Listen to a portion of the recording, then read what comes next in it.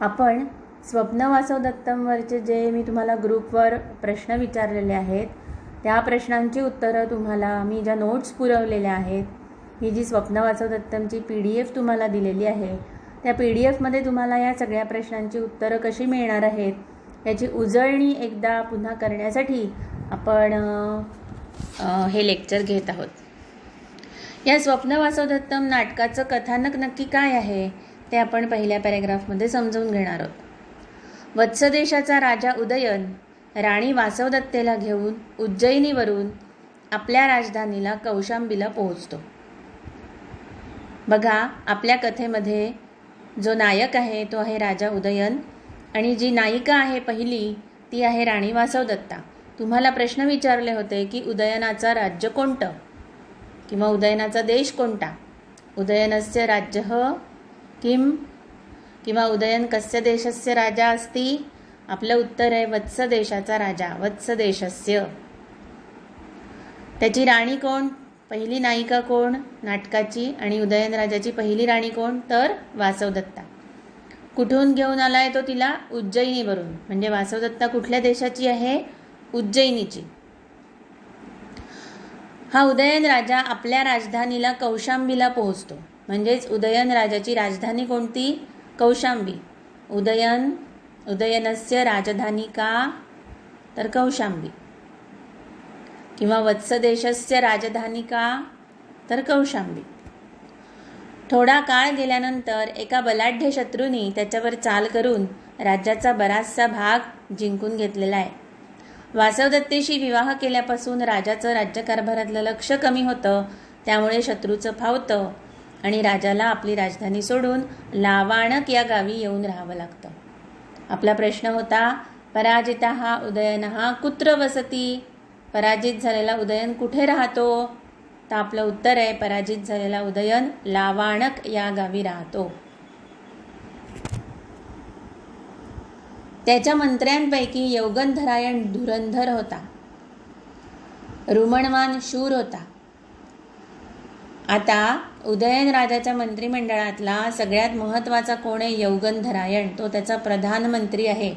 उदयनस्य प्रधानमंत्री कः, तर यौगंधरायणः. उदयनस्य सेनापती कः, तर रुमणवानः. राज्यावरील संकट दूर कसं करावं याबाबत मंत्रिमंडळात विचार सुरू झाला. त्यावेळेला सिद्धपुरुषांनी केलेल्या भविष्याची यौगंधरायणाला आठवण झाली. मगध राजपुत्री पद्मावती आपल्या राजाची राणी होणार हे ते भविष्य, आणि हे भविष्य खरं होणार यात काही शंका नाही. कारण राज्यावर संकट कोसळणार हे सुद्धा त्या सिद्धपुरुषांनी आधी सांगितलं होतं, ते खरं ठरलं होतं. तेव्हा राज्य परत मिळवायचं असेल तर हा विवाह घडवून आणावा लागेल. त्यामुळे मगध राजाचं साह्य मिळेल. आता आपल्याला पुढचा प्रश्न होता की पद्मावती ही कुठल्या देशाची राजकन्या आहे, तर मगध देशाची राजकन्या आहे. पद्मावती कस्य देशस्य राजकन्या अस्ति, तर मगध देशस्य राजकन्या अस्ति. पण राजा वासवदत्तेच्या ठायी एवढा आसक्त झाला होता की त्याचं मन वळवणं कठीण होतं. तेव्हा काही काळ वासवदत्तेला राजापासून दूर ठेवणं, तिला अज्ञातवासात ठेवणं आवश्यक होतं. शिवाय दुसरा कोणी राजा पहिली पत्नी जिवंत असताना आणि तिच्यावर राजाचं पूर्ण प्रेम असताना सवती मत्सराच्या खाईत आपली मुलगी लोटेल का. त्यामुळे पुष्कळ विचार करून यौगंधरायण एक योजना आखतो. वासवदत्तेला विश्वासात घेतो. तिला राजा शिकारीला गेला असताना राजवाड्याच्या अंतःपुराला आग लागली आणि त्यात राणी जळून गेली आणि तिला वाचवताना यौगंधरायणही मृत्यू पावला अशी बातमी पसरवतो आणि राज्यप्राप्तीच्या पुढल्या योजनांची तजवीज करायला तो बाहेर पडतो. इथून हे नाटक सुरू होतं. ही नाटकाची पार्श्वभूमी आहे. हे संपूर्ण नाटक जे आहे ते वासवदत्तेचा अतिशय परमत्याग जो आहे त्याच्यावरती आहे. प्रेम नक्की कसं असावं, तर प्रेमाचं खरं स्वरूप काय, तर प्रेमाचं खरं स्वरूप हे त्यागात असतं. आणि राणी वासवदत्तेने आपल्या राजासाठी आणि आपल्या राज्यासाठी किती महान त्याग केलेला आहे हे आपल्याला या नाटकातनं दिसून येतं. आता आपला पहिला अंक सुरू झालेला आहे आणि या पहिल्या अंकाचं नाव आहे ब्रह्मचर्यांक. कालच्या लेक्चरमध्ये काही प्रश्नांची आपण उत्तरं पाहिली होती, तेव्हा अंकांची नावंसुद्धा बघितली होती. पुन्हा लक्षात ठेवा, पहिला अंक जो आहे त्याचं नाव आहे ब्रह्मचर्यांक. आता या पहिल्या अंकात यौगंधरायण वासवदत्तेला सोबत घेऊन मगध देशाच्या राजधानीला जायला निघालेला आहे. का बरं मगध देशाच्या राजधानीला जायला निघाला? कारण त्याला राजा उदयन राजा आणि मगध देशाची राजकन्या पद्मावती यांचा विवाह घडवून आणायचा आहे आणि मगध देशाच्या राजाची मदतही मागायची आहे. हे करताना त्यांनी स्वतः संन्याशाचा वेश घेतला आहे आणि वासवदत्तेनी अवंतिका वेश घेतला आहे. बघा, आपला प्रश्न होता यौगंधरायण कह वेश धारितवान, तर संन्याशाचा वेश किंवा त्याला दुसरं नाव आहे यतिवेश. वासवदत्तेनी अवंतिका वेश घेतलेला आहे. वासवदत्ता का वेशम धारितवती, तर अवंतिका वेश तिने धारण केलेला आहे.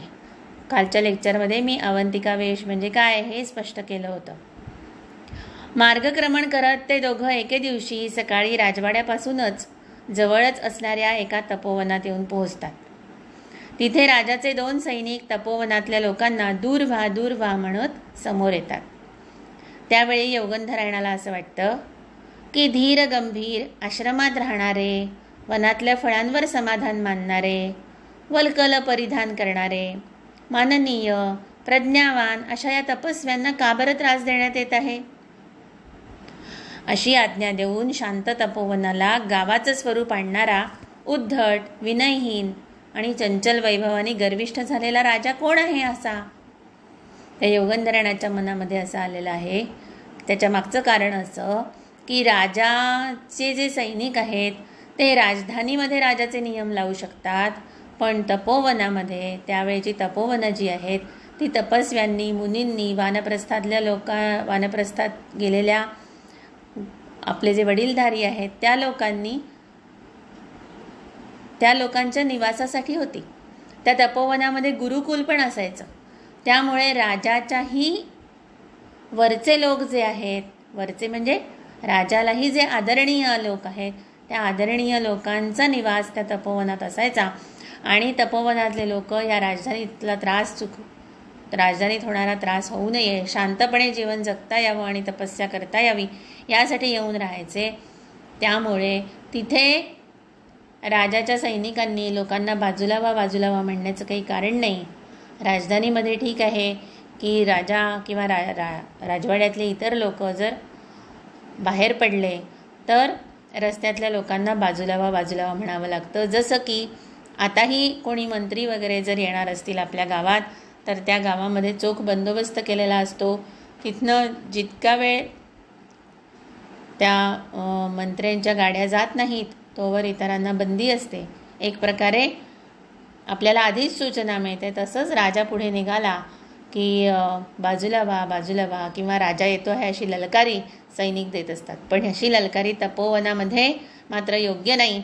आणि जो कोणी राजासुद्धा त्याच्या सैनिकांना असं सांगत नसेल तर मग तो राजा कसा म्हटला पाहिजे? उद्धट आहे म्हटला पाहिजे. त्यावेळी वासवदत्तेला पण अतिशय वाईट वाटतं, कारण ते सैनिक जे आहेत ते रस्त्यातल्या लोकांना बाजूला व्हा म्हणतात, म्हणजे वासवदत्तेलाही बाजूला व्हा म्हणतात. वासवदत्ता तर कोण होती? पहिले राजकन्या, मग राणी. म्हणजे ती स्वतः जेव्हा घराबाहेर पडायची, राजवाड्याबाहेर पडायची, त्यावेळेला तिचे सैनिक तिच्यासाठी म्हणत असतील लोकांना बाजूला व्हा. आज मात्र तिच्यावरती ती वेळ आली आहे, त्यामुळे तिला दुःख होत आहे.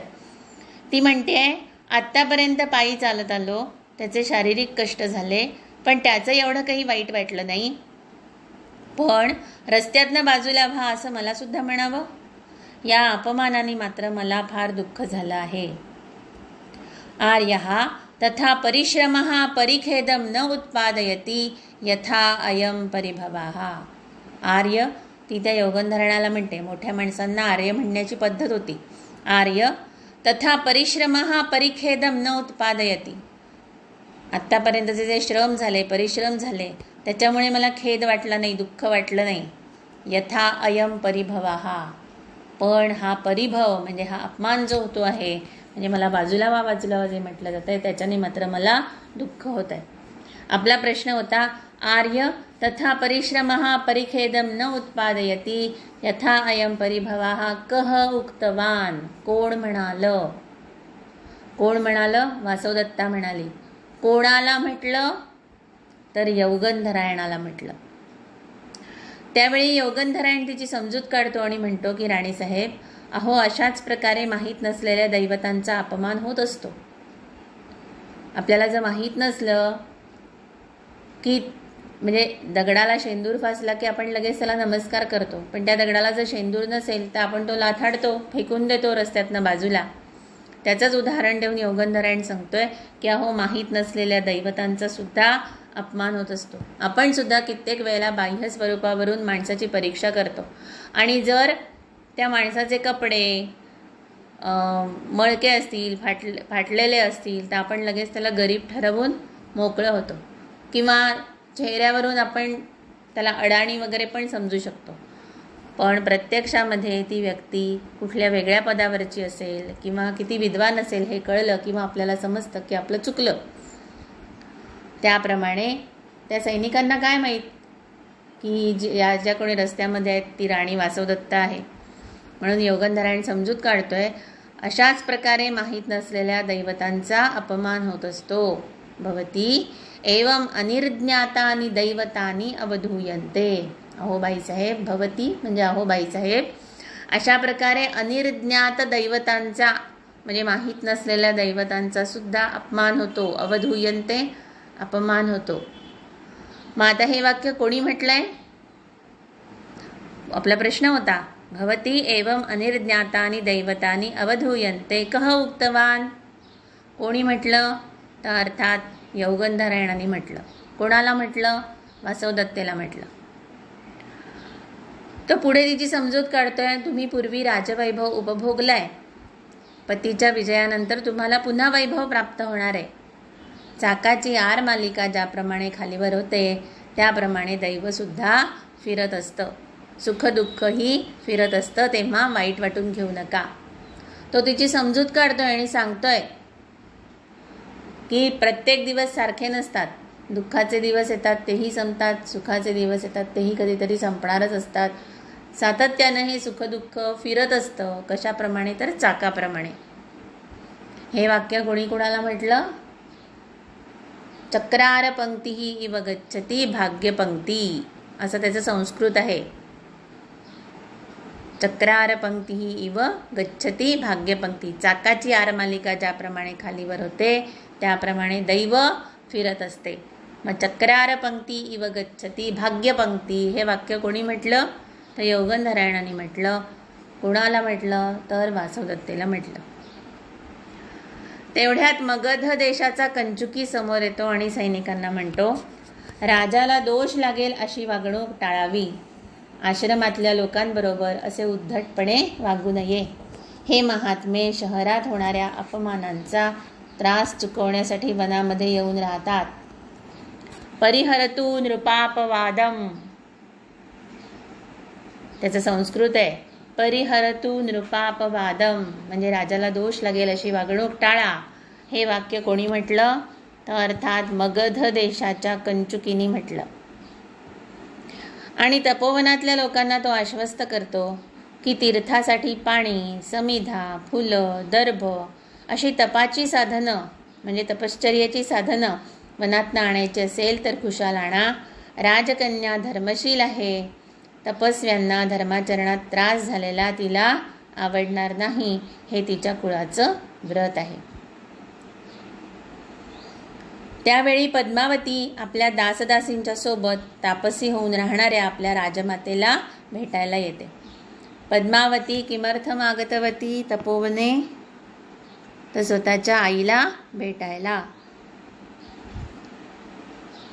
त्यावेळी ती कंचुकीकडून सगळ्यांना सांगते की तपोवनातल्या कुणाला काही हवं असेल तर राजकुमारी पद्मावतीकडे मागावं. आणि मग कंचुकी दवंडी देतो. कुणाला कलश हवा आहे का? कुणाला वस्त्र हवी आहेत का? किंवा ज्यांचा वेदांचा अभ्यास पूर्ण झाला आहे अशांना गुरुला गुरुदक्षिणा देण्यासाठी काही हवं आहे का? धर्मावर प्रेम करणाऱ्यांचा आदर करणारी ही राजकन्या स्वतःवरती कृपा करून घेऊ इच्छिते. ज्याला जे जे हवं असेल ते ते त्यांनी सांगावं. अर्थात अशी दवंडी कोणी दिलेली आहे? मगध देशाच्या कंचुकीने दिलेली आहे. ते ऐकून यौगंधरायण मोठ्या आशेने पुढे येऊन म्हणतो की मला धन वस्त्र इत्यादी काही नको. मला एवढंच वाटतं की राजकन्येने माझ्या बहिणीचा काही दिवस सांभाळ करावा. यौगंधरायण काय म्हणतो आहे कंचुकीला? माझ्या बहिणीचा सांभाळ करावा, म्हणजेच वासवदत्तेचा सांभाळ करावा. हिचा पती गावाला गेलेला आहे, तेव्हा मी परत येईपर्यंत हिचा सांभाळ करावा. राजकन्या धर्मशील आहे, तीच तिच्या चारित्र्याचं रक्षण करू शकेल. हे वाक्य कोणी कुणाला म्हटलं? तर यौगंधरायणाने मगध देशाच्या कंचुकीला म्हटलेलं आहे. त्यावर कंचुकी पद्मावतीला म्हणतोय, कुणाचीही ठेव सांभाळणं फार कठीण असतं बाईसाहेब. एक वेळेस स्वतःचं प्राण देणं सोपं, पण माणसाला किंवा त्यातही तरुण स्त्रीला सांभाळणं फार फार कठीण आहे. सुखम अर्थहा भवेत दातुम सुखम प्राणहा सुखम तपहा. तो म्हणतोय सगळं देणं सोपं आहे, सुख देणं सोपं आहे, प्राण देणं सोपं आहे, तपश्चर्याचं पुण्य देणं सोपं आहे. सुखम अन्यत भवेत सर्वम, सगळं काही बाकी सोपं आहे. सुख म्हणजे सोपं सर्व. दुःखम न्यासस्य रक्षणम, पण दुःख म्हणजे कठीण काय आहे? न्यासस्य रक्षणम. न्यास म्हणजे ठेव, एखाद्या ठेवीचं रक्षण करणं मात्र कठीण आहे. हे वाक्य कोणी कुणाला म्हटलं? आपल्या याच्यामध्ये प्रश्न होता, दुःख सुखम अन्यत भवेत सर्वम दुःखम न्यासस्य रक्षणम कह उक्तवान. तर आपलं उत्तर आहे मगध देशाचा कंचुकी. कोणाला म्हणतो? पद्मावतीला म्हणतो. त्यावर पद्मावती म्हणते, एकदा आपण शब्द दिल्यावर तो परत घेणं योग्य नाही. आणि मग पद्मावती यौगंधरायणाला आश्वासन देते की ती त्याच्या बहिणीचा सांभाळ करेल. इतकं आश्वासन मिळाल्यावर आपल्या खांद्यावरचा अर्धा भार उतरला असं यौगंधरायणाला वाटतं. राज्य परत जिंकल्यावर जेव्हा राजापुढे वासवदत्तेला प्रगट करायची वेळ येईल तेव्हा तिच्या चारित्र्याबद्दल पद्मावती स्वतः साक्ष देईल, ह्या विचारांनी त्याला मोठं समाधान वाटतं. शिवाय हे करताना त्याच्या मनात विश्वास होता की ज्या ज्योतिषांनी राजावरील संकटाचं भविष्य केलं आहे त्यांनीच पद्मावती ही राजाची राणी होईल हेही भविष्य केलं आहे. आणि सिद्ध लोकांची भविष्यवाणी कधीच खोटी ठरत नाही, म्हणून त्यांच्या बोलण्यावर विश्वास ठेवूनच त्यांनी वासवदत्तेला पद्मावतीकडे सुपूर्द केलंय. तो स्वतःच्या मनाशी म्हणतोय, नहि सिद्ध वाक्यानी उत्क्रम्य गच्छती विधीही सुपरीक्षितानी. सिद्धांची वचनं दैव बदलू शकत नाहीत. विचार करून ठरवलेली सिद्धांची वचनं दैव बदलू शकत नाही. हे वाक्य कोणी म्हटलंय? कह उक्तवान? यौगंधरायण. कोणाला बोलतोय तो? तर तो स्वतःशी बोलतोय. एवढ्यात दुपार होते आणि ब्रह्मचारी त्या आश्रमामध्ये विसाव्यासाठी येतो. ते स्थान पाहून त्याच्या मनात येतं, हा देश निर्भय आहे, म्हणजे भीती नाही इथे कशाची, असा विश्वास वाटल्यामुळे ही हरणं न भीता संथपणे फिरत आहेत. इथली फुलाफळांनी भरलेले वृक्ष जे आहेत ते प्रेमाने वाढवले आहेत. कपिलवर्णाच्या गायी ज्या आहेत त्या चारी बाजूनी वावरत आहेत. आजूबाजूला शेतही नाही आहेत. खूप ठिकाणी धूर आहे, त्यामुळे निसंशय हे तपोवन असलं पाहिजे असं त्या ब्रह्मचार्याला वाटतं आणि तो थांबायचं ठरवतो. आश्रमात आधीच आलेले कंचुकी त्याचं स्वागत करतात, त्याची विचारपूस करतात. कुठून आला, कुठे जायचं आहे? त्यावेळेला तो स्वतः सांगतो की मी मूळचा राजगृहात राहणारा आहे. वेदांचा अभ्यास करण्यासाठी मी लावाणक गावी राहत होतो, पण तिथे मोठी दुर्घटना झाली. तिथे वत्सदेशाचा राजा उदयन राहत होता आणि त्याचं आपल्या राणीवर वासवदत्तेवर खूप प्रेम होतं. एक दिवशी राजा शिकारीला गेला असताना त्याच्या राजवाड्याच्या अंतःपुराला आग लागली. राणी वासवदत्ता जळून गेली आणि तिला वाचवताना यौगंधरायणसुद्धा मृत्युमुखी पडला. सगळीकडे हाहाकार उडाला. राजाला शिकारीहून परत आल्यावर ही दुःखद वार्ता समजली आणि दुःखाने तो अगदी वेडापिसा झाला. आगीतून तिचे जे दागिने मिळाले ते उराशी कवटाळून तो बेशुद्ध झाला. वासवदत्ताच जिवंत नाही तर मी जिवंत राहून काय करू असं म्हणून तो जीव द्यायला सुद्धा निघाला. रुमणवान यांनी राजाला सावरायचे खूप प्रयत्न केले, पण सगळे व्यर्थ ठरले. त्याला मोठ्या प्रयत्नांनी आत्महत्येपासून परावृत्त केलं, पण राजाचा शोक काही संपेना. हे अवंती राजपुत्री, हे प्रिये, हे प्रिय शिष्ये असं ओरडत तो दिवस कंठू लागला.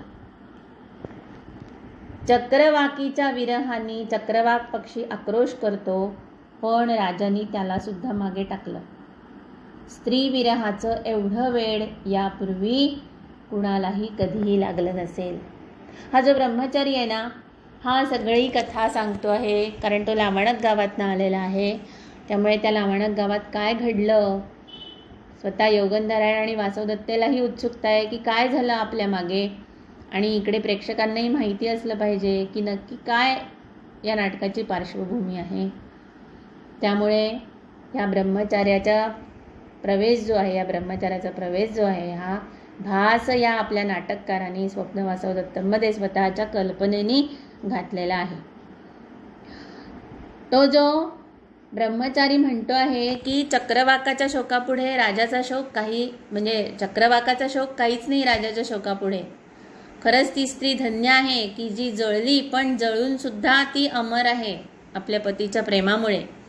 नैव इदानीं तादृशः चक्रवाका नैव अपि अन्ये स्त्री विशेषैः वियुक्तः धन्या सा स्त्री या तथा वेत्ती भर्ता. वेत्ती म्हणजे प्रेम करतो, भर्ता म्हणजे पती. ती स्त्री धन्य आहे की जिचा पती तिच्यावर प्रेम करतो. भर्तृस्नेहात सा ही दग्धा अपि अदग्धा. पतीच्या स्नेहामुळे, आत्ताच मी सांगितलं भर्तू म्हणजे पती, पतीच्या स्नेहामुळे ती दग्धा जळलेली आहे, पण तरीसुद्धा अमर आहे. हे वाक्य कोणी म्हटलंय तर ब्रह्मचार्यांनी म्हटलंय. अशा या दुःखात राजा काय करेल याचा आपला प्रश्न होता ना. धन्या सा स्त्री याम तथा वेत्ती भरता भर्तृस्नेहात साही दग्धा अपि दग्धा कह उक्तवान. कोणी म्हटलं तर आपलं उत्तर आहे ब्रह्मचार्यांनी म्हटलं. अशा दुःखात राजा काय करेल याचा नेम नाही, म्हणून सगळं मंत्रिमंडळ त्याचं डोळ्यात तेल घालून रक्षण करत होतं. विशेषतः रुमणवान यांनी काय केलं. रुमणवान हा राजाचा सेनापती आहे आणि योगंधरायणांनी राजाचा सगळा भार त्या रुमणवानावरती टाकलेला आहे, त्याला सांभाळायचा. या रुमणवानाने राजाप्रमाणेच आहार टाकला, म्हणजे राजा जेवत नसे तर तोही जेवत नसे. सतत रडण्याने त्याचं तोंड सुकून गेलं. राजाशी समदुःखी होऊन राजाप्रमाणेच तो आवश्यक तेवढे शरीर संस्कार धारण करतो. दिवस असो की रात्र असो महाकष्ट सोसून तो राजाची शुश्रूषा सेवा करतो. जर राजाने प्राणत्याग केला असता तर तो सुद्धा जिवंत राहिला असता. म्हणजे अगदी इतकं त्यांनी राजाला सांभाळलेलं आहे. शेवटी राजाला घेऊन मंत्रिमंडळाने गाव सोडला. त्यावेळेला नक्षत्र लुप्त झाल्यावर ज्याप्रमाणे आकाश भकास दिसतं त्याप्रमाणे ते गावही ओसाड वाटायला लागलं, आणि म्हणून मी ते गाव सोडलं. ब्रह्मचार्यांनी सांगितलं की मी लावणक गावी वेदाभ्यास करण्यासाठी राहत होतो, पण लावणक गाव का सोडलं त्याची ही सगळी कथा या ब्रह्मचार्यांनी सांगितलेली आहे. आणि म्हणूनच या अंकाचं नाव काय आहे, ब्रह्मचर्यांक. ही हकीकत सांगून ब्रह्मचारी सर्वांचा निरोप घेऊन निघतो. आणि हा सगळा वृत्तांत, ही सगळी कथा कळल्यावर योगंधरायणाला वाटतं खरंच राजाचा भार ज्याच्यावर आहे तो रुमणवान खरोखर धन्य आहे. माझ्या कामामध्ये मला थोडी तरी विश्रांती मिळू शकते, पण रुमणवानाला मात्र सदैव दक्ष राहावं लागतं. ज्याच्या अधीन राजा असतो त्याच्या अधीन सगळंच असतं. सविश्रमहा ही अयम भारहा. माझ्यावरचा भार जो आहे त्याच्यामध्ये विश्राम म्हणजे विश्रांती शक्य आहे. प्रसक्तस्य तु श्रमहा. पण या रुमणवानाला मात्र जे कष्ट करावे लागतात ते सतत करावे लागतात. तस्मिन् सर्व अधीनम यत्र अधीनो नराधीपः. त्याच्या सगळं अधीन असतं ज्याच्या अधीन राजा असतो. नराधीप म्हणजे राजा. त्याच्या सगळंच अधीन असतं ज्याच्या अधीन राजा असतो. हे वाक्य कोणी म्हटलं तर योगंधरायणाने म्हटलं. तस्मिन् सर्वम अधीनम हि यत्र अधीनो नराधीपः कह उक्तवान. तर उत्तर आहे आपलं योगंधरायण म्हणाला. या ब्रह्मचारी प्रवेशामुळे काय झालं यौगंधरायणाला त्यांनी ठरवल्याप्रमाणे सगळं होतंय का नाही याची वार्ता त्या ब्रह्मचार्याकडून मिळाली. वासवदत्तेला तिच्या त्यागाचं थोडं तरी फळ मिळालं. राजाचं तिच्यावरचं प्रेम पाहून तिला थोडंसं आंतरिक समाधान मिळालं आणि प्रेक्षकांनाही नाटकाची पार्श्वभूमी कळाली. हा ब्रह्मचारी तिथनं जेव्हा निघून जातो तोपर्यंत संध्याकाळ झालेली असते. वैतालिक म्हणजे जो काळ सांगणारा आहे, काय सकाळ झाली, दुपार झाली, संध्याकाळ झाली, तो वैतालिक संध्याकाळ झाल्याचं सांगतोय आणि कंचुकी सगळ्यांना पर्णकुटीत जायला सांगतात. इथे आपला पहिला अंक संपतो आणि पहिल्या अंकावरचे मी जे तुम्हाला प्रश्न विचारले होते तेही आपण कथा बघता बघता मी तुम्हाला प्रत्येक वेळेला तिथे थांबून तो प्रश्न सांगितला आहे. त्यामुळे त्याचं उत्तर तुम्हाला तुमच्या या नोट्समध्ये, या PDF मध्ये कशी मिळणार आहेत याचं उदाहरण देण्यासाठी हे मी लेक्चर तुमच्यासाठी घेतलेलं आहे. प्रश्नांची उत्तरं वहीमध्ये लिहा. जी प्रश्न आहेत त्याचा अर्थही जरा लिहायचा प्रयत्न करा या PDF च्या मदतीने. म्हणजे तुम्हाला स्वतःला जेव्हा परीक्षेमध्ये प्रश्न विचारते तेव्हा ॲटलिस्ट आठवेल की त्याचा अर्थ काय आहे आणि ते कोणी म्हटलं कोणाला, हे सुद्धा त्या कथेच्या अनुषंगाने तुमच्या लक्षात येईल. तर ह्या प्रश्नांची उत्तरं तुम्ही वहीमध्ये लिहून त्याची PDF मला पाठवायची आहे. त्याला तुम्हाला 20 मार्क आहेत, 20 अंतर्गत गुणासाठी म्हणजे इंटरनल मार्क. आणि शिवाय ह्या प्रश्नांमुळे तुमची विद्यापीठाच्या परीक्षेची सुद्धा तयारी होणार आहे. त्यामुळे हे अतिशय महत्त्वाचं आहे, हे लक्षात घ्या.